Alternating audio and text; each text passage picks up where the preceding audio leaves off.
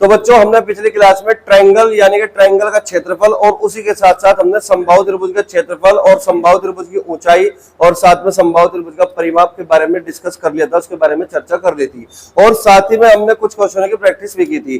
तो आज की जो क्लास होगी उसमें भी हम आज समबाहु त्रिभुज के बारे में एक छोटे से कंसेप्ट को पढ़ेंगे और उसी के ऊपर फिर क्वेश्चन की प्रैक्टिस करेंगे। तो बच्चों सबसे पहले हम रिवाइज करेंगे कि कल जितने हमने फॉर्मूला पढ़े वो तुम्हारे याद है या फिर नहीं है। तो बताइए सबसे पहले कि समबाहु त्रिभुज का, किसी भी त्रिभुज का स्टैंडर्ड क्षेत्रफल का फॉर्मूला क्या होगा? 1/2 आधार गुना ऊंचाई, 1/2 बेस इंटू हाइट। यानी कि किसी भी त्रिभुज का अगर क्षेत्रफल निकालना हो, चाहे वो समबाहु त्रिभुज हो, चाहे वो समद्विबाहु त्रिभुज हो, चाहे वो विषमबाहु त्रिभुज हो, तो हमेशा जो क्षेत्रफल का फॉर्मूला होगा वो होगा 1/2 बेस इंटू हाइट। बात समझ में आई? उसके बाद हमने पढ़ा था कि समबाहु त्रिभुज का क्षेत्रफल क्या होगा। तो बताइए समबाहु त्रिभुज का क्षेत्रफल क्या होगा? √3/4 साइड स्क्वायर, √3/4 भुजा स्क्वायर। उसके बाद हमने पढ़ा कि समबाहु त्रिभुज की ऊंचाई क्या होगी। तो बताओ जरा, √3/2 इंटू साइड, ठीक है। उसके बाद हमने पढ़ा कि किसी भी समबाहु त्रिभुज का परिमाप का फॉर्मूला क्या होगा? 3a यानी कि 3 इंटू साइड। यहां तक तो कोई दिक्कत नहीं होगी, ठीक है। तो चलिए आज का जो कंसेप्ट होगा वो भी समबाहु त्रिभुज पे ही डिपेंड करेगा। उसमें क्या होगा? समबाहु त्रिभुज। देखो अभी तक हमने नॉर्मल और बेसिक क्वेश्चन हमने समबाहु त्रिभुज के 3 फॉर्मूले पर क्वेश्चन की प्रैक्टिस की है ना। तो आज एक छोटी सी एप्लीकेशन और है समबाहु त्रिभुज की, जिसमें क्या होगा कि किसी समबाहु त्रिभुज के अंदर किसी बिंदु से भुजाओं पर डाले गए लंबों की लंबाइयां दी होगी, है ना। और वो डायरेक्ट तुमसे कुछ भी पूछ सकता है, तुमसे पूछ सकता है कि समबाहु त्रिभुज का क्षेत्रफल क्या होगा, या समबाहु त्रिभुज की ऊंचाई क्या होगी, या फिर समबाहु त्रिभुज का परिमाप क्या होगा, या समबाहु त्रिभुज की भुजा क्या होगी। तो इस तरीके से क्वेश्चन बन सकते हैं। तो कंसेप्ट लिखिएगा, सबसे पहले लिखिएगा इसमें, किसी समबाहु त्रिभुज के अंदर किसी बिंदु से, किसी समबाहु त्रिभुज के अंदर किसी समबाहु यानी कि इक्विलैटरल ट्रायंगल समबाहु त्रिभुज के अंदर किसी बिंदु से, किसी बिंदु से भुजाओं पर डाले गए लंबों की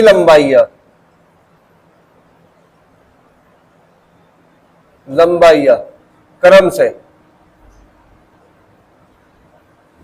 H1, H2 व H3 हो। यानी कि कोई समबाहु त्रिभुज होगा हमारे पास, क्वेश्चन में दिया होगा, मेंशन होगा कि कोई समबाहु त्रिभुज है ABC और उसमें किसी बिंदु से भुजाओं पर, साइड्स पर डाले गए जो परपेंडिकुलर है उनकी लंबाइयां इतनी इतनी इतनी है। यानी कि कोई भी वैल्यू दे सकता है, ठीक है। और वो डायरेक्ट तुमसे एक ही क्वेश्चन पूछ लेगा कि बताइए इस समबाहु त्रिभुज का परिमाप क्या होगा।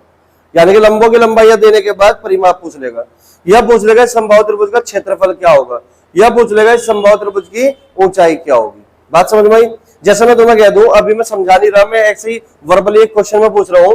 मान के चलो कोई समबाहु त्रिभुज है और समबाहु त्रिभुज के अंदर से हमने तीनों भुजाओं पर लंब डाल दिया और लंबों की जो लंबाइयां है वो 4 सेंटीमीटर, 5 सेंटीमीटर और 7 सेंटीमीटर है। और मैं तुमसे पूछ लूं कि बताइए उस समबाहु त्रिभुज की हाइट कितनी है। अगर किसी समबाहु त्रिभुज के अंदर किसी बिंदु से हम भुजाओं पर लंब डालते हैं जिनकी लंबाई 4 सेंटीमीटर, 5 सेंटीमीटर, 7 सेंटीमीटर है, तो अब मुझे बताओ उस समबाहु त्रिभुज की ऊंचाई क्या होगी। देखते कितने बच्चे बता सकते हैं। बता सकते हो कोई? बताओ जल्दी से। नहीं बता सकते ना? क्यों नहीं बता सकते? क्योंकि अभी तक तुमने कंसेप्ट नहीं पढ़ा। जैसे तुम कंसेप्ट पढ़ लोगे, फॉर्मूले याद रख लोगे, तो सेकंड्स में तुम जवाब दे सकते हो। और मैं तुम्हें बता दूं हाइट क्या होगी, 7 और 5 12, 12 और 4 16 सेंटीमीटर होगी। तीनों को जोड़ना है, हाइट निकल जाएगी। समझ रहे बात को? ये है इसका छोटा सा कंसेप्ट। अब देखिए यहां से कैसे निकलेगा ये कंसेप्ट, ध्यान दो। देखिए मान के चलो ये हमारा कोई समबाहु त्रिभुज है, ये हमारा कोई समबाहु त्रिभुज है ABC, A, B और C। और तुम अच्छे से जानते हो कि किसी भी समबाहु त्रिभुज, किसी भी इक्विलैटरल ट्रायंगल की तीनों साइड क्या होती है? बराबर होती है, समान होती है। बात समझ में आई? समान होती है। तो इसका मतलब बीसी की लंबाई भी ए मान ली मैंने, एसी की लंबाई भी ए मान ली, एबी की लंबाई भी हमने क्या मान ली, ए मान ली। क्लियर होगी बात। तो क्योंकि सारी भुजाएं क्या होगी, बराबर बराबर होगी, ये भी ए है और ये भी ए है। अब जैसे कि क्वेश्चन में इस कंसेप्ट में कहा गया कि किसी संभावित त्रिभुज के अंदर किसी बिंदु से, हमने मान लिया कि ये बिंदु यहाँ पे है, कहीं भी हो सकता है बिंदु, जरूरी नहीं कि यही हो, यहाँ पे भी हो सकता है, यहाँ पे भी हो सकता है, यहाँ पे भी हो सकता है, कहीं भी हो सकता है, होना चाहिए इक्विलेटरल ट्रायंगल के अंदर। बात समझ में आई। और उस बिंदु से जब हम तीनों भुजाओं पर लंब डालते, जैसे कि यहाँ पे हमने लंब डाल दिया इस तरीके से, तीनों भुजाओं पर लंब डाल दिया, ये हो गया हमारा H1, ठीक है। और इधर से हमने लंब डाल दिया और ये हो गया हमारा क्या, H2, इसको हमने मान लिया H2 है। बात समझ में आई। और इधर से हमने लंब डाल दिया, ये क्या हो गया भाई हमारा H3, ये क्या हो गया H3। क्लियर होगी बात। और इस बिंदु को हमने मान लिया कि ये कोई बिंदु P है। क्या है भाई, P बिंदु है, कोई दिक्कत तो नहीं किसी को, ठीक है। तो किसी बिंदु से तीनों भुजाओं पर डाले गए लंबों की लंबाइयां H1, H2, H3 है। क्लियर होगी बात यहाँ पे। तो अब मैं इन तीनों को मिला देता हूं, यहां से इन शीर्षों को इस बिंदु P से। तो जैसे ही मैंने शीर्ष को इस P से मिलाया, B को P से मिलाया और C को P से मिलाया, और ठीक इसी प्रकार A को इस P से मिलाया, तो तुम देख पा रहे होंगे कि इसके अंदर ना तीन ट्रायंगल बन चुके। तीन ट्रायंगल कौन कौन से, एक तो BPC और एक ट्रायंगल APC और एक ट्रायंगल APB बन चुके कि नहीं बन चुके, यहां तक कोई दिक्कत तो नहीं। अब मैं तुमसे पूछना चाहता हूं कि इस ट्रायंगल ABC का क्षेत्रफल क्या होगा अगर ये समबाहु त्रिभुज है। समझ रहे बात को, अगर ये समबाहु त्रिभुज है तो क्षेत्रफल क्या होगा, तो एरिया क्या होगा भाई, एरिया होगा इक्विलेटरल ट्रायंगल का क्षेत्रफल, तुम्हें पता ही है √3/4 भुजा स्क्वायर होगी, ठीक है। तो इस त्रिभुज का जो क्षेत्रफल होगा वो किसके बराबर होगा, मैं यहां पर लिख रहा हूं area of triangle ABC, area of triangle ABC का क्षेत्रफल किसके बराबर होगा, इन तीन त्रिभुजों के क्षेत्रफल के योगफल के बराबर होगा। बात समझ में आई। तो मैं कह सकता हूं कि area of triangle BPC plus area of triangle APC, area of triangle APC plus area of triangle कौन सा, APB। बोलो यहां तक कोई दिक्कत तो नहीं किसी को, यहां तक चीजें क्लियर है एकदम, ठीक है। तो एरिया ऑफ ट्रायंगल ABC यानी कि पूरे समबाहु त्रिभुज का क्षेत्रफल होगा क्या, तुम्हें पता है पिछली क्लास में हमने पढ़ा था कि समबाहु त्रिभुज का क्षेत्रफल √3/4 साइड स्क्वायर होता है। बात समझ में आई। और इस त्रिभुज की जो साइड है वो कितनी है भाई, A है। तो इसका मतलब इस त्रिभुज का जो क्षेत्रफल होगा वो होगा √3/4 साइड स्क्वायर। यहां तक किसी बच्चे को कोई दिक्कत तो नहीं, ठीक है। ये बराबर किसके होगा, एरिया ऑफ ट्रायंगल BPC। अब ये बताओ BPC का अगर हमें क्षेत्रफल निकालना है, और कल हमने पढ़ा था, पिछली क्लास में हमने पढ़ा था कि किसी भी त्रिभुज का क्षेत्रफल निकालने का स्टैंडर्ड फॉर्मूला होता है 1/2 बेस इंटू हाइट। बात समझ में आई। तो मुझे ये बताओ BPC का क्षेत्रफल अगर निकालना है तो बेस का काम कौन करेगा, BC, और हाइट का काम कौन करेगा, H1। तो इसका मतलब एरिया ऑफ ट्रायंगल BPC किसके बराबर होगा, 1/2 बेस इंटू हाइट। बेस कितना है भाई A और हाइट कितनी है H1, तो A H1 के बराबर होगी कि नहीं, यहां तक कोई दिक्कत तो नहीं किसी को। इसी प्रकार अगर मैं बात करूं area of triangle APC, area of triangle APC, अब मुझे एक बात बताओ AC किसका काम करेगी, बेस का, और ये हाइट क्या होगी H2, तो 1/2 AH2। बोलो बात समझ में आई क्या। Plus area of triangle APB, तो APB में बेस क्या होगा AB, और जिसकी लंबाई A है और हाइट क्या होगी H3, तो बेस का काम करेगा A और हाइट का काम करेगा H3, तो किसके बराबर होगा 1/2 AH3। यहां तक किसी बच्चे को कोई डाउट है, नहीं है ना, क्लियर है भाई बात यहां तक। अब मुझे एक बात बताओ तुम, √3/4 A स्क्वायर किसके बराबर हुआ, 1/2 AH1 plus 1/2 AH2 plus 1/2 AH3। अब ये बताओ इसमें कुछ कॉमन दिखाई दे रहा तुम्हें, कॉमन दिखाई दे रहा, क्या कॉमन दिखाई दे रहा है, 1/2 A कॉमन दिखाई दे रहा है। बोलो बात सही है। तो यहां पे मैं लिख रहा हूं उधर √3/4 भुजा स्क्वायर बराबर 1/2 A, हमने कॉमन ले लिया, 1/2 ए हमने तीनों में से क्या ले लिया, कॉमन ले लिया, तो अंदर क्या बचेगा, अंदर बचेगा H1 plus H2 plus H3। बोल रहा है यहाँ तक किसी बच्चे को कोई दिक्कत तो नहीं, ठीक है। अब यहाँ से जो कटरानों से काट लो है ना, सिंप्लीफाई कर लो इसको, तो तुम देख पा रहे होंगे कि ए से ना ये पावर खत्म हो जाएगी और 2 दूनी 4, ठीक है। तो इधर क्या बचेगा, √3/2 इंटू ए बराबर किसके है भाई, H1 plus H2 plus H3। यहां तक किसी बच्चे को कोई दिक्कत तो नहीं, यहां तक बताओ कोई दिक्कत तो नहीं। अब तुम मुझे जरा ये बताओ, ये जो √3/2 इंटू ए ये क्या है, ये क्या है, समबाहु त्रिभुज की ऊंचाई। पिछली क्लास में पढ़ा था ना हमने कि समबाहु त्रिभुज की ऊंचाई का मतलब होगा √3/2 इंटू साइड, और साइड यहाँ पे क्या है, ए है, यहां तक कोई दिक्कत तो नहीं। तो इसका मतलब किसी भी समबाहु त्रिभुज की अगर ऊंचाई निकालनी है और तुम्हें दे रखा हो कि समबाहु त्रिभुज के अंदर किसी बिंदु से डाले गए लंबों की लंबाई H1 H2 H3 है, और फिर वो तुमसे पूछता है समबाहु त्रिभुज की ऊंचाई कितनी है, तो तीनों लंबिक दूरियों को जोड़ देना है। बात समझ में आई। तो यहां से हमें ये बात पता लगी कि जो H होगा, HEIGHT हाइट, हाइट जो होगी समबाहु त्रिभुज की वो क्या होगी, H1 plus H2 plus H3 के बराबर होगी कि नहीं होगी। बोलो बात समझ में आई क्या, ये बात क्लियर हुई या नहीं हुई, ये क्लियर हो चुकी। तो हमें भाई समबाहु त्रिभुज की हाइट का पता चल गया कि अगर किसी समबाहु त्रिभुज के अंदर किसी बिंदु से भुजाओं पर डाले गए लंबों की लंबाई दे रखी हो और तुमसे डायरेक्ट पूछ ले कि हाइट क्या होगी, तो तीनों लंबिक दूरियों को जोड़ना है। समझ में आया। जैसे कि अभी थोड़ी देर पहले मैंने जो एग्जांपल दिया था और मैंने तुमसे हाइट ही पूछी थी, तो मैंने जोड़ के बताया ना, 16 16 आया था कि नहीं आया था। तो इस लॉजिक के तहत, इस फॉर्मूले के तहत ये निकला। क्लियर हुई बात, यहां तक कोई डाउट तो नहीं किसी बच्चे को, ठीक है। अब मुझे एक बात बताओ, चलो हमें हाइट का तो पता चल चुका, अब इसी फॉर्मूले से √3/2 A = H1 plus H2 plus H3 है।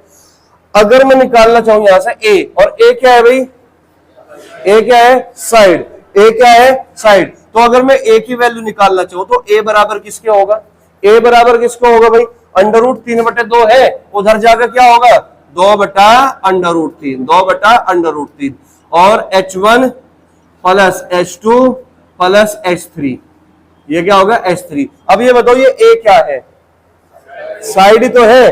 तो किसी भी समबाहु त्रिभुज की जो साइड होगी, तो साइड का फॉर्मूला ये होगा। तो यहाँ पे ये लिख देता हूं मैं साइड, तो साइड बराबर A, यानी कि समबाहु त्रिभुज की अगर साइड निकालनी है तुम्हें, तो फॉर्मूला डायरेक्ट क्या बनेगा, 2/√3 H1 plus H2 plus H3। इसको अभी के अभी याद कर लेना है, यहां तक किसी बच्चे को कोई दिक्कत तो नहीं। तो हमें समबाहु त्रिभुज की साइड का भी पता चल चुका भाई, समबाहु त्रिभुज की साइड का भी पता चल चुका। अब देखो डायरेक्ट सवाल पूछेगा तुमसे ये कि किसी आंतरिक बिंदु से भुजाओं पर लंब डालेगा, लंबों की लंबाइयां देगा, और तुमसे डायरेक्ट वो साइड ही पूछेगा। तो करना क्या है भाई, तुम्हें तीनों लंबों की जो लंब देगा उनकी लंबाइयों को जोड़ के उसमें 2/√3 की मल्टीप्लाई कर देना है। क्लियर होगी बात, ठीक है।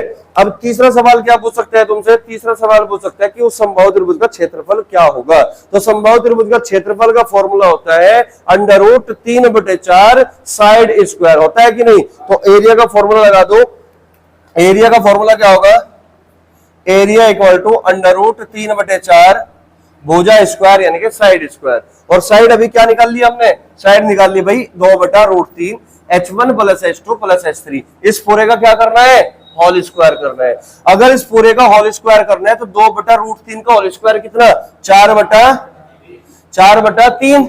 बोलो बात समझ में आई क्या, 2 का स्क्वायर 4, √3 का स्क्वायर 3। क्लियर होगी बात। और इसका स्क्वायर कर दोगे H1 plus H2 plus H3, और इसका क्या होगा, स्क्वायर होगा। यहां तक कोई दिक्कत है किसी को। तो यहां से तुम देख पा रहे होंगे कि यहां से 4 से 4 कटेगा, और √3 से ये 3 कितनी बार कटेगा, √3 बार कटेगा। तो क्या बचेगा, 1/√3 H1 plus H2 plus H3 का होल स्क्वायर। तो ये किसका फॉर्मूला है, एरिया का फॉर्मूला है। किसका फॉर्मूला है भाई, एरिया का फॉर्मूला है। तो यहां तक बताओ कोई दिक्कत है किसी बच्चे को, ये बताओ यहां तक कोई दिक्कत तो नहीं। तो ये हमारे पास कुल कितने फॉर्मूले हैं, 3 फॉर्मूले हैं। अगर किसी बिंदु से किसी संभावित त्रिभुज के अंदर किसी बिंदु से डाले गए लंबों की लंबाई या h1 h2 h3 है, तो हाइट का फॉर्मूला होगा h1 plus h2 plus h3 और साइड का फॉर्मूला होगा 2/√3 into h1 plus h2 plus h3 और एरिया का फॉर्मूला होगा 1/√3 h1 plus h2 plus h3 का होल स्क्वायर। यहां तक किसी बच्चे को कोई दिक्कत है?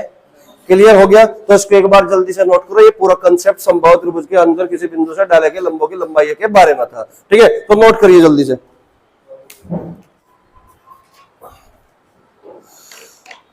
तो इसी फॉर्मूला के बेस पे हम कुछ क्वेश्चनों की आज प्रैक्टिस करेंगे और उसी के साथ जो है जितने भी क्वेश्चन तुम किसी भी एग्जाम को अगर दोगे ना, तो जितने भी क्वेश्चन मैं तुम्हें करा रहा हूं ट्रायंगल के बेस पे, तो इन फॉर्मूला के बेस पे, तो उससे बाहर जाने का भी नहीं क्वेश्चन। ठीक है, इन्हीं क्वेश्चन की बार बार तुम्हें प्रैक्टिस कर लेनी है। एक तो सबसे पहली जरूरी बात तो यही है। ठीक है, तो चलिए फिर क्वेश्चनों की शुरुआत करते हैं। फिर इसको मैं रफ कर दूं भाई। तो पिछली क्लास में हमने टोटल 12 क्वेश्चन कर लिए थे और आज की क्लास में हमने ये कंसेप्ट जाना और उसी के ऊपर हमने टोटल क्वेश्चन नंबर 13 से आज की क्लास की शुरुआत करेंगे। ठीक है बच्चों, तो चलिए क्वेश्चन नंबर 13 को देखते हैं। क्वेश्चन में कहा गया, जब एक संभावित त्रिभुज के अंदर किसी बिंदु से भुजाओं पर डाले गए लंबों के मान क्रम से 2 सेंटीमीटर, 3 सेंटीमीटर तथा 4 सेंटीमीटर हो। तो ये 3 तरह के क्वेश्चन मैंने यहाँ पे लिखे हुए हैं, जबकि तुम्हारे किसी भी एग्जाम में अगर इस कंसेप्ट से क्वेश्चन बनेगा तो पूछेगा केवल एक ही क्वेश्चन। पूछ सकते हैं कि त्रिभुज की भुजा क्या होगी, साइड क्या होगी, पूछ सकते हैं कि त्रिभुज की ऊंचाई क्या होगी, या फिर पूछ सकते हैं त्रिभुज का क्षेत्रफल क्या होगा, या फिर तुमसे पूछ सकते हैं कि त्रिभुज का परिमाप क्या होगा, पेरीमीटर क्या होगा। 4 सवाल से ज्यादा इस कंसेप्ट पे क्वेश्चन नहीं बनाया जा सकता। बात समझ में आई? तो चलिए फिर शुरू करते हैं।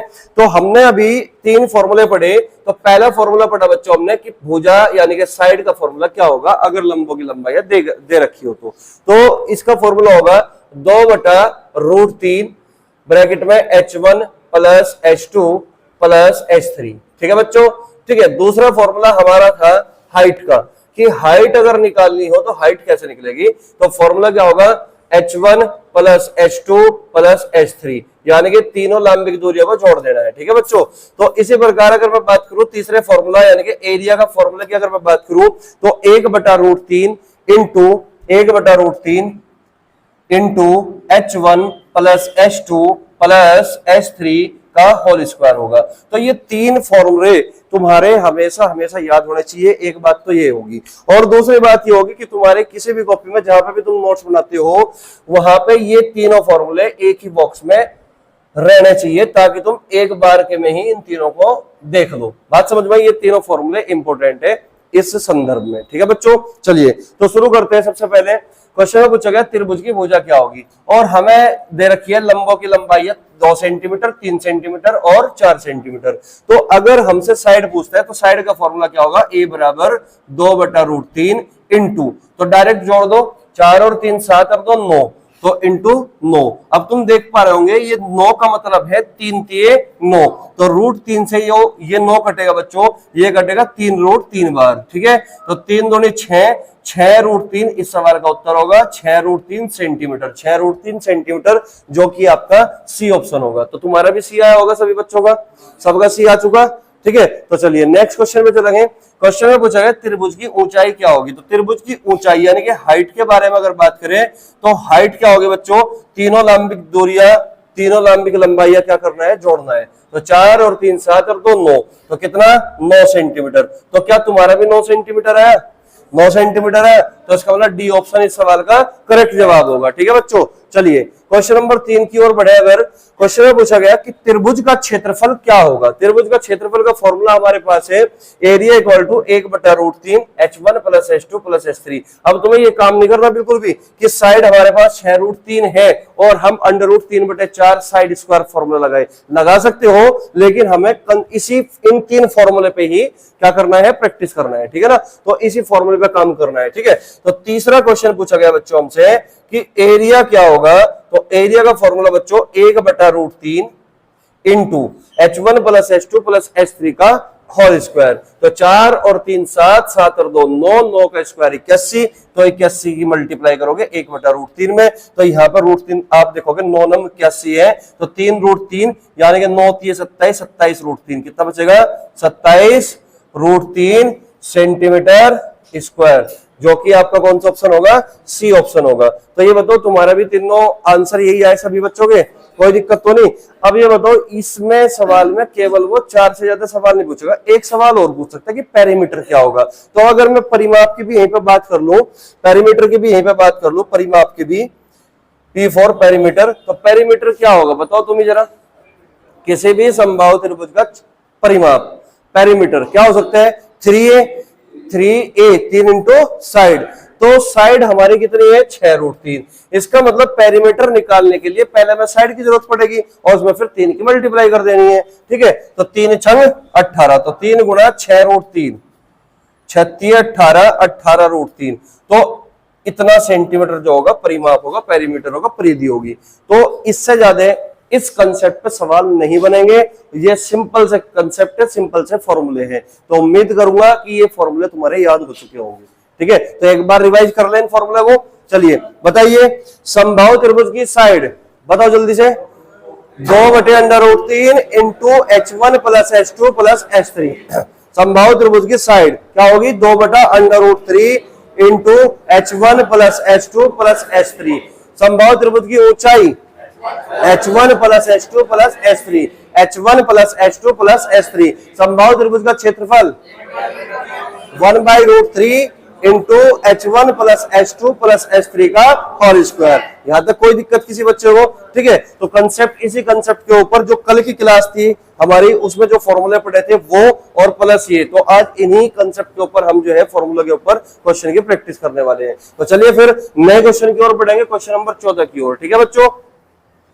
तो कितने बच्चों का जवाब आ चुका भाई, हाथ खड़े करके बताओ, सभी बच्चों का आ गया। अच्छा ये बताओ कितने बच्चों का जवाब अभी तक नहीं आया, एक बार हाथ खड़े करके बताओ मुझे जिनका नहीं आया, ठीक है। चलो मैं करा रहा हूं, ठीक है। देखिए भाई, जिन बच्चों का जवाब नहीं आया वो यहाँ पर देखिए बहुत ही ध्यान से शब्दों को सुनना, ठीक है। क्वेश्चन में क्या कहा गया, पहले मैं क्वेश्चन देखता हूँ, ठीक है।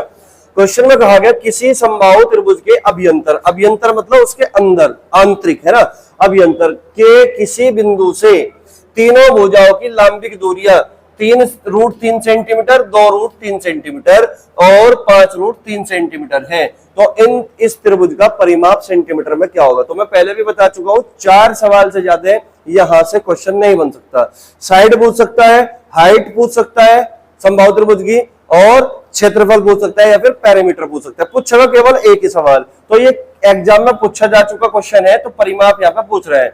तो बच्चों परिमाप तभी निकलेगा जब तक हमारे पास समबाहु त्रिभुज की साइड नहीं होगी, यानी कि साइड निकालने के बाद ही हम पैरामीटर निकाल सकते हैं।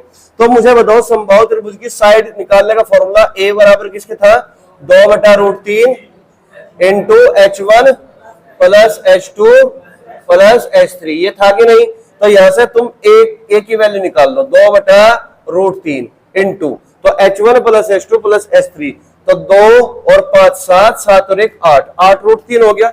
भाई तीनों लंबिक दूरियों को जोड़ दो, ठीक है ना। ये कितना है 5√3, ये कितना है 2√3, 7√3 तो ये हो गया, ये कितना है 1√3, तो 8√3। तो ये किसके बराबर हुआ, 8√3 के बराबर हुआ। तो अब देख रहे हो √3 से √3 कटेगा, 8 दूनी 16, तो 16 सेंटीमीटर जो होगी उस समबाहु त्रिभुज की साइड होगी। हमें चाहिए परिमाप यानी कि 3a, तो 3a निकालना है, तो 3 गुणा 16, 16 3 48, तो 48 सेंटीमीटर इस सवाल का जवाब होगा, जो कि हमारा सी ऑप्शन है। तो उम्मीद करता हूं कि बहुत अच्छे से समझ में आ चुका होगा क्वेश्चन, ठीक है बच्चों, कोई दिक्कत तो नहीं किसी बच्चों को, ठीक है। तो चलिए नेक्स्ट क्वेश्चन की ओर बढ़ेंगे, क्वेश्चन नंबर 15 की ओर, ठीक है बच्चों। ये बताओ कितने बच्चों का जवाब आ चुका, हाथ खड़े करके बताओ। 4-5 बच्चों का आया अभी तक, कितना आया, 18 सेंटीमीटर, ये वाला बी ऑप्शन, सबका बी ऑप्शन है। अच्छा कितने बच्चों का जवाब नहीं आया, एक बार वो भी हाथ खड़े करके बताओ।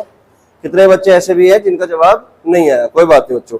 ये बताओ तुम मुझे, कल हमने पिछली क्लास में, यानी कि क्लास 2 थी ना कल की, है ना, दूसरी क्लास थी ना कल की, तो कल हमने किसी भी त्रिभुज का क्षेत्रफल निकालने का एक स्टैंडर्ड फॉर्मूला पढ़ा था। उस फॉर्मूले का फॉर्मूला क्या था वो ये बताओ, 1/2 बेस इंटू हाइट। ये किसी भी त्रिभुज का क्षेत्रफल निकाल सकता है, किसी भी त्रिभुज का। बस 2 चीज चाहिए हमें, बेस चाहिए और हाइट चाहिए, बस, ठीक है ना। तो यहाँ पे देखिए क्या कह रहा है क्वेश्चन में। क्वेश्चन में कहा कि किसी त्रिभुज का आधार 15 सेंटीमीटर है। मान के चलो ये त्रिभुज है भाई, ये वो त्रिभुज है जिसका आधार कितना है भाई, 15 सेंटीमीटर। ये बेस हो गया, कितना है 15 सेंटीमीटर। अब कह रहा कि और ऊंचाई 12 सेंटीमीटर है, हाइट कितनी है 12 सेंटीमीटर, तो ये उसकी कितनी होगी हाइट, तो ये दे रखी हाइट 12 सेंटीमीटर। कोई दिक्कत तो नहीं किसी बच्चे को, हाइट 12 है और बेस कितना है 15 है। अब सवाल में कहा गया कि एक अन्य त्रिभुज की ऊंचाई जिसका क्षेत्रफल इस त्रिभुज के क्षेत्रफल का 2 गुना है, यानी कि एक अन्य त्रिभुज, ये कोई दूसरा त्रिभुज है, ये एक अन्य त्रिभुज की ऊंचाई, एक अन्य त्रिभुज की ऊंचाई जिसका क्षेत्रफल इस त्रिभुज के क्षेत्रफल का दुगुना है, यानी कि जो क्षेत्रफल इस त्रिभुज का होगा इसका डबल क्षेत्रफल इसका है। बात समझ में आई, दुगुना है और आधार कितना है 20 सेंटीमीटर, तो इसका आधार कितना दे रखा भाई 20 सेंटीमीटर, आधार दे रखा है 20 सेंटीमीटर और क्षेत्रफल कितना है इसका क्या है डबल है, इस क्षेत्रफल का क्या है डबल है। बात समझ में आई। तो क्या पूछ ली हमसे, हमसे पूछ ली हाइट क्या होगी, हमसे पूछ ली कि इस त्रिभुज की हाइट क्या होगी, ये बताओ, ये बात समझ में आई क्या? पहले बताओ क्वेश्चन समझ में आया या नहीं आया तुम्हारे, कोई डाउट तो नहीं किसी को?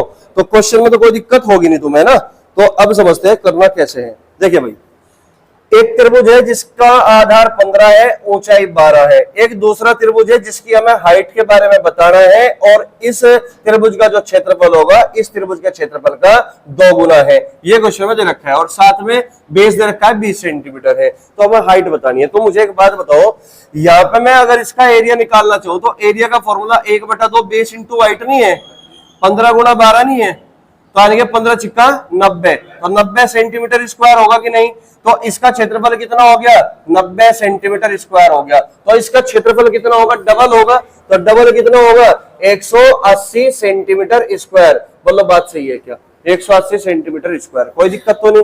तो यहाँ पे हमें क्षेत्रफल की वैल्यू दे रखी है, तो तुम क्षेत्रफल की वैल्यू लगाओ 1/2 बेस, बेस कितना है भाई 20 और हमें चाहिए भाई हाइट, हाइट कितनी h, और ये किसके बराबर दे दिया 180 के, तो 2 से काट दोगे 10 बार, तो h की वैल्यू कितनी आ गई 18 सेंटीमीटर। और यही सवाल में पूछा गया था कि हाइट कितनी होगी, तो 18 सेंटीमीटर, यानी कि बी ऑप्शन हमारा करेक्ट जवाब होगा। तो बताओ सभी बच्चों के समझ में आया कि नहीं, कोई डाउट तो नहीं किसी को, क्लियर है भाई बात, ठीक है, नोट कर लो जल्दी से।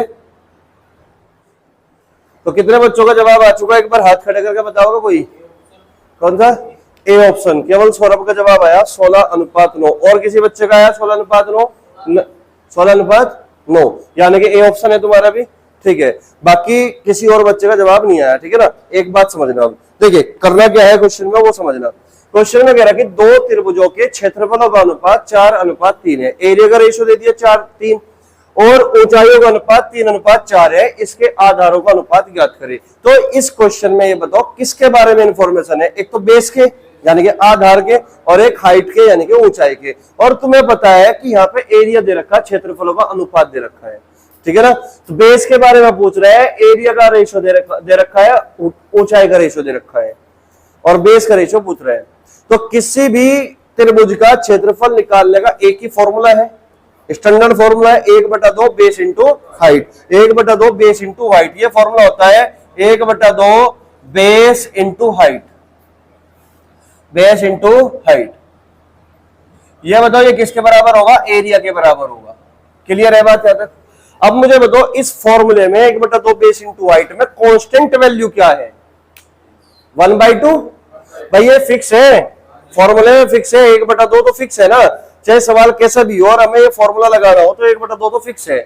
लेकिन अलग अलग सवालों में बेस और हाइट अलग अलग हो सकती है, बेस और हाइट वेरिएशन कर सकते हैं, तो इसका मतलब एरिया किस पे डिपेंड करता है, रियलिटी में बेस और हाइट पे डिपेंड करेगा। किस पे डिपेंड करेगा, बेस और हाइट पे, यानी कि इस कांस्टेंट वैल्यू पे डिपेंड नहीं करेगा, 1/2 पे डिपेंड नहीं करेगा, एरिया डिपेंड करेगा बेस पर और हाइट पर डिपेंड करेगा। बोलो बात सही है क्या। अब मुझे एक बात बता दो, अगर हमें एरिया दे रखा हो और हाइट दे रखा हो तो बेस पूछना चाहता हो तो तुम कहोगे सर कोई दिक्कत नहीं, एरिया को ना हाइट से डिवाइड कर दो, कि एरिया को हाइट से डिवाइड कर दो, अगर बेस चाहिए तो एरिया को हाइट से डिवाइड कर दो। और अगर क्वेश्चन में एरिया दे रखा हो और बेस दे रखा हो और हाइट चाहिए तो तुम कहोगे सर हाइट को ना, वो हाइट निकालने के लिए एरिया को बेस से डिवाइड कर दो, क्या दिक्कत है, बात समझ में आई। और अगर क्वेश्चन में एक ही सवाल में मैं 3 सवाल बता रहा तुम्हें, और अगर क्वेश्चन में बेस दे रखा हो, हाइट दे रखी हो और तुमसे एरिया पूछ रहे हो, तुम कहोगे सर कोई दिक्कत नहीं, एरिया निकलेगा कैसे, बेस और हाइट इन दोनों का गुणनफल कर दो। किनका, रेशियो का, यानी कि एरिया के अनुपात को हाइट के अनुपात से अगर डिवाइड कर दोगे तो बेस का अनुपात निकलेगा।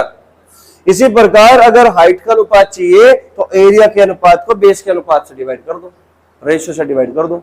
इसी प्रकार अगर एरिया का रेशियो चाहिए तो बेस का रेशियो इंटू हाइट का रेशियो। क्लियर है मेरी बात, यहां तक किसी बच्चे को कोई डाउट तो नहीं। तो इस क्वेश्चन में जो हमें इंफॉर्मेशन दे रखी है वो दे रखी है भाई, एक तो क्षेत्रफल की, कि क्षेत्रफल 4:3 के अनुपात में है और ऊंचाई भाई 3:4 के अनुपात में है। तो आधारों का अनुपात क्वेश्चन में पूछ रहा है, आधारों का अनुपात क्या होगा। तो सिंपल सी बात है भाई, यहां पे लिख रहा हूं मैं, एरिया का जो रेशियो दे रखा है, एरिया का जो रेशियो दे रखा है वो दे रखा है कितना, 4:3, 4:3। क्लियर है बात। और जो हाइट का रेशियो दे रखा है, हाइट का रेशियो दे रखा है भाई 3:4, 3:4। तुमसे पूछ रहा है कि बेस का अनुपात बताइए क्या होगा, तो बेस का अनुपात निकालना है तो 4 को 3 से और 3 को 4 से। और तुम्हें रेशियो वाले टॉपिक में मैंने तुम्हें बताया भी था कि जब भी हम दो रेशियो को इस तरीके से भाग देना तो ऐसे भाग ना करके ना क्रॉस प्रोडक्ट कर दिया करो, 4 चौक 16 और 3 तिये 9।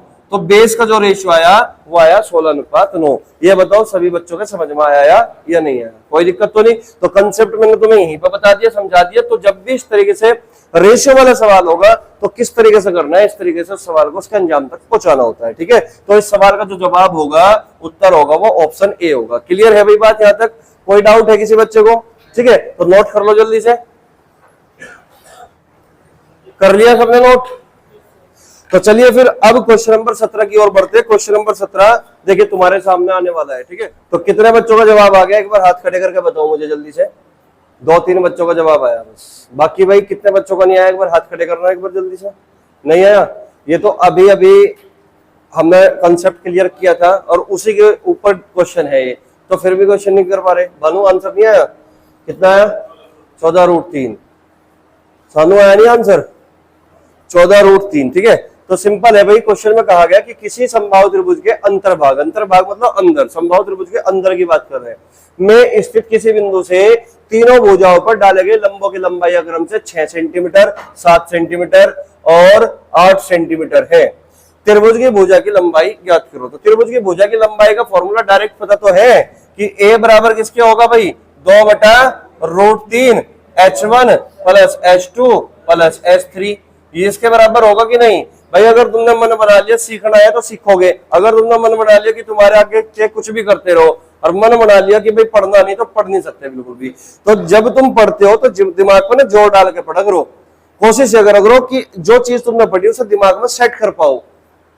ये चीज है कि भाई सारी चीज एकदम से सेट नहीं हो सकती, लेकिन टाइम लगता है उसमें, ठीक है। लेकिन कोशिश तो करो, कोशिश करोगे तो अगर 100% चीज तुम पढ़ रहे हो तो कम से कम 70% तो सेट होगी, 30% ही तो निकलेगी।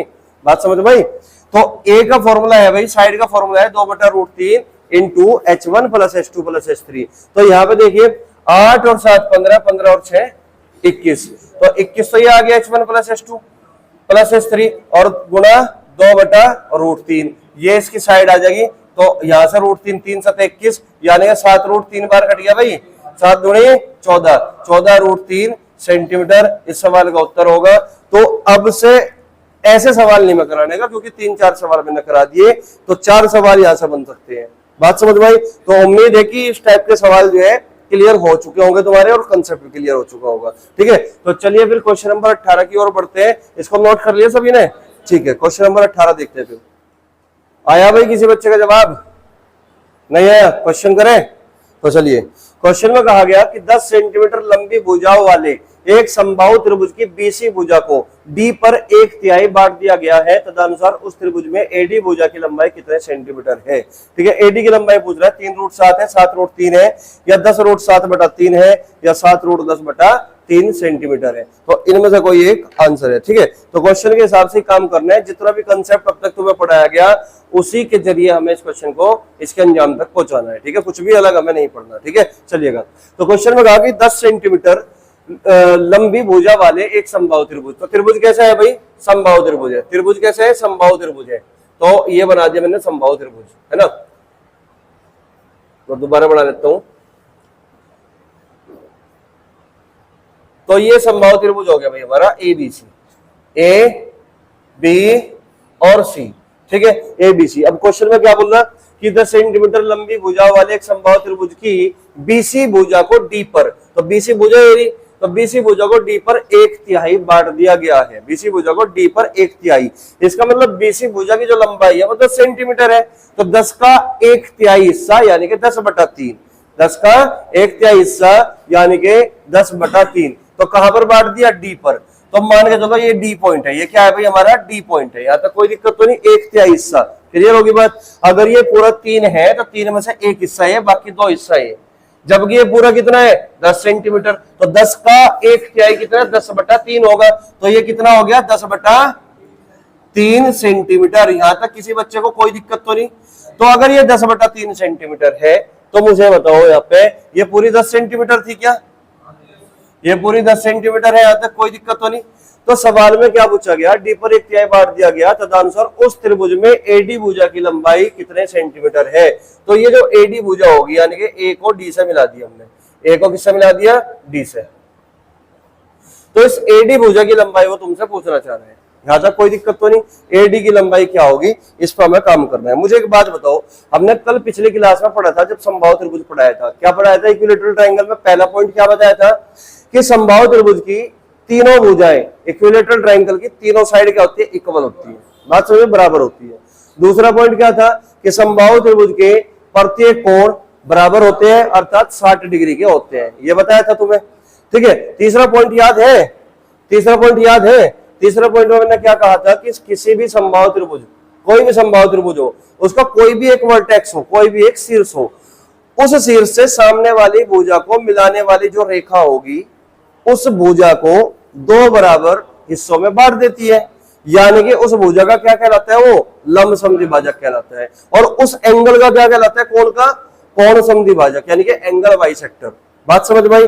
और फिर मैंने तुम्हें वर्बली ऐसी मौखिक बता दिया था कि जब हम ज्योमेट्री में पढ़ेंगे तो हम सारी बातें पढ़ेंगे, हमें मेंसुरेशन में उतना ही पढ़ना है जितनी जरूरत है।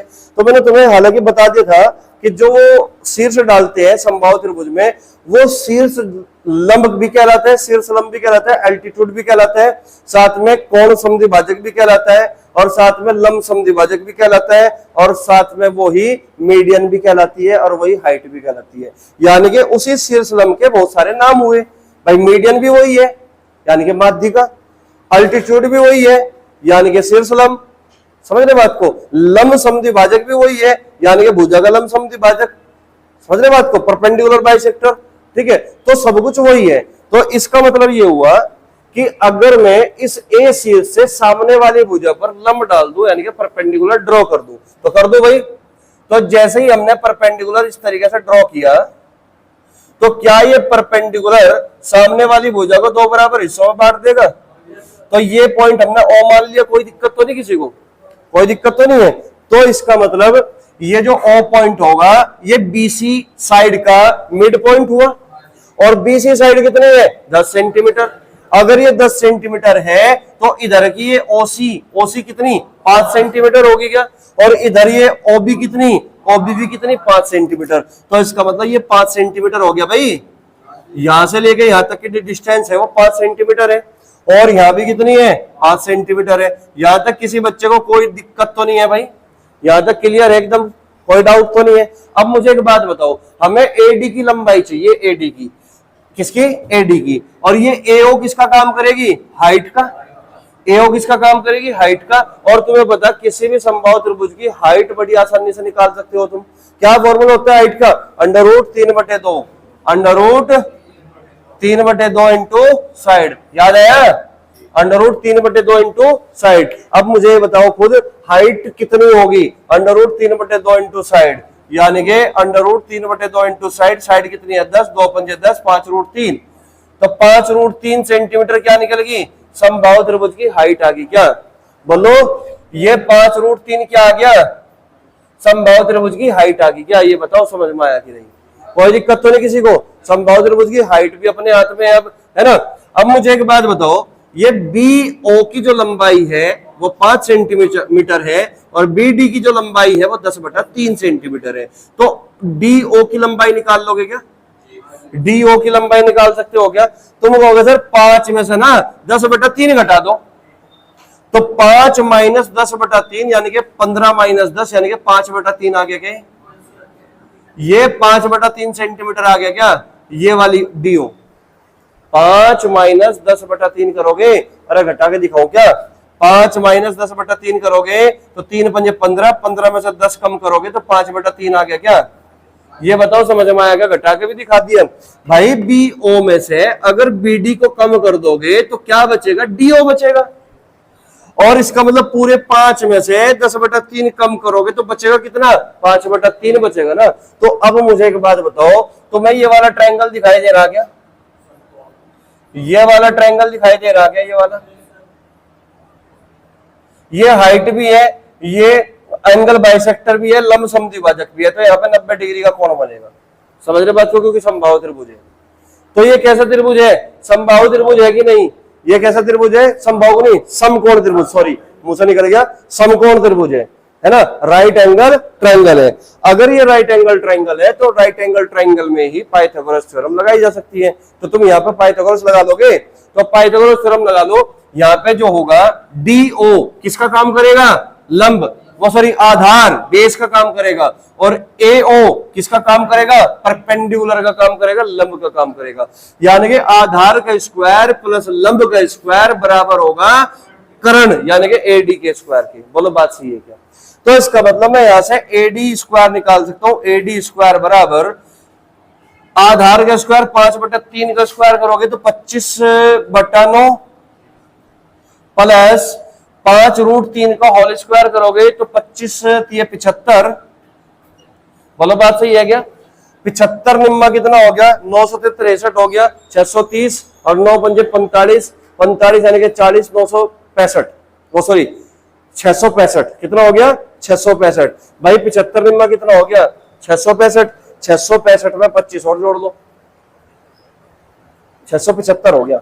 675 में 25 और 9 सते 63, 630 तो ये हो गया।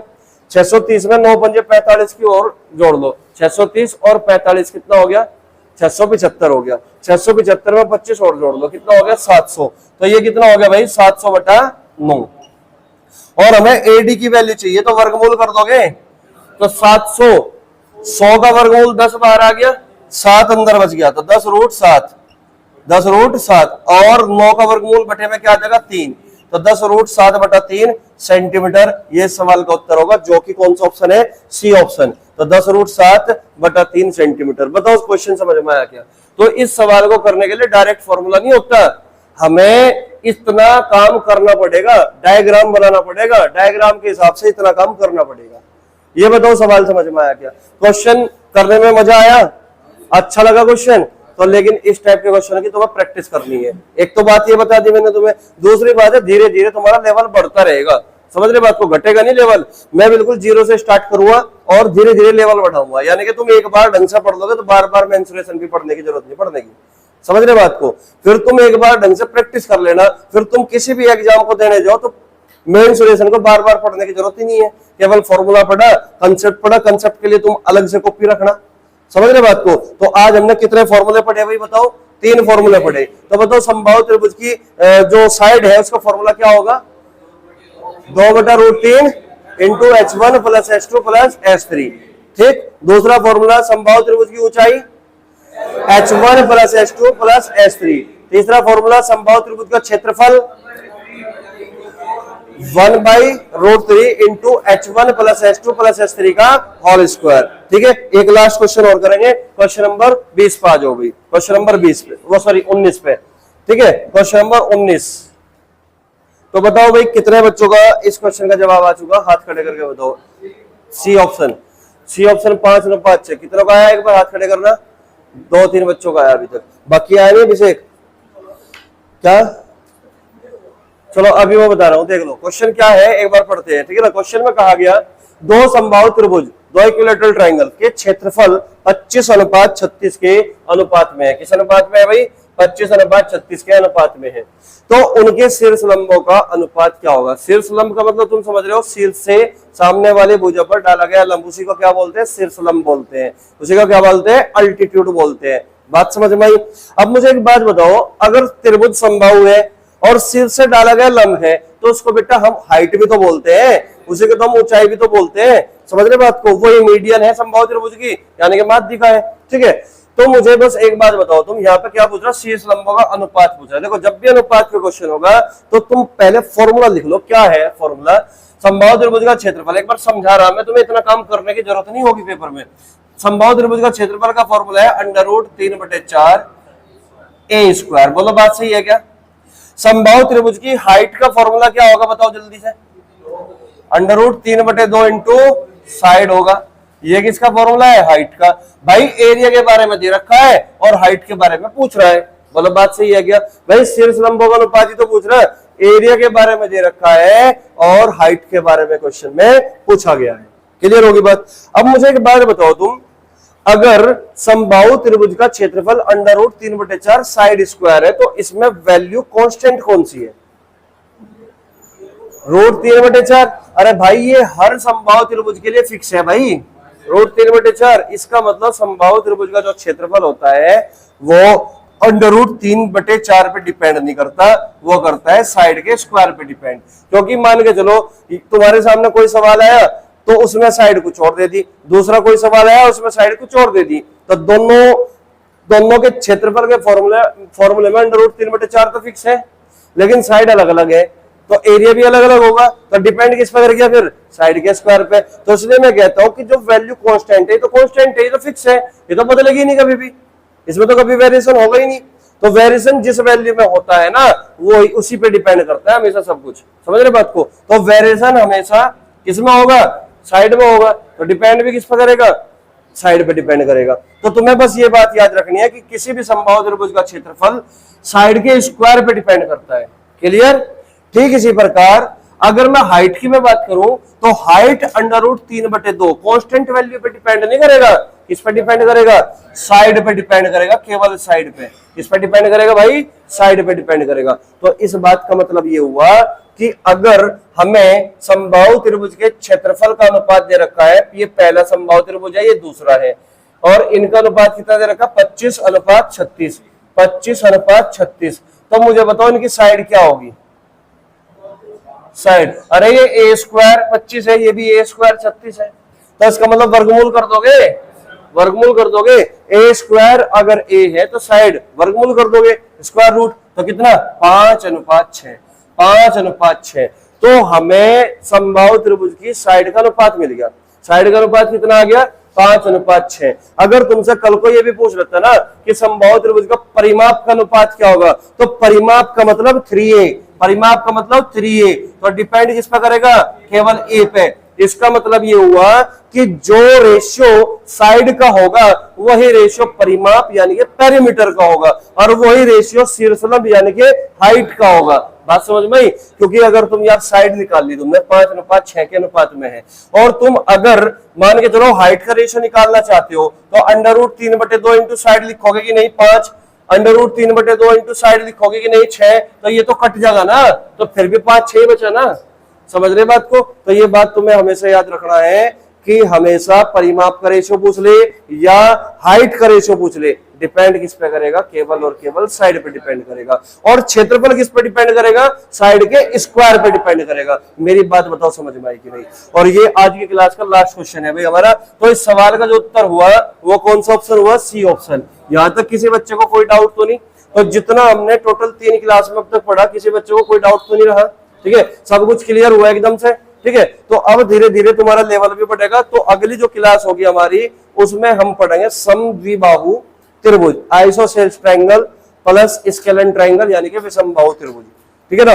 इन दोनों और त्रिभुजों को पढ़ने के बाद फिर और हम अच्छे अच्छे क्वेश्चन जो है ट्रायंगल पर और भी अच्छे अच्छे सवाल पढ़ेंगे। ठीक है ना? तो जब ट्रायंगल सारा कंप्लीट कर लेंगे फिर हम पढ़ेंगे रेक्टेंगल, क्योंकि अभी तो हमें वो क्वेश्चन भी करने हैं कि जिसमें समबाहु त्रिभुज का भी जिक्र होगा, जिसमें सर्किल का भी जिक्र होगा, मर्ज करने के बाद भी क्वेश्चन बनते हैं। तो हम कुछ मिसलेनियस पे लेंगे, कुछ यहाँ पे लेंगे, साथ साथ में हम लेते रहेंगे, ठीक है ना, बढ़िया बढ़िया सवाल, ठीक है। तो बस तुम प्रैक्टिस करते रहना, एक तो जितने भी सवाल मैं तुम्हें करा रहा हूँ एक सीक्वेंस में करा रहा हूँ, ठीक है। तो चलिए फिर नई क्लास में मुलाकात होगी, तब तक के लिए तुम पढ़ते रहिए, खुश रहिए। जय हिंद, जय भारत।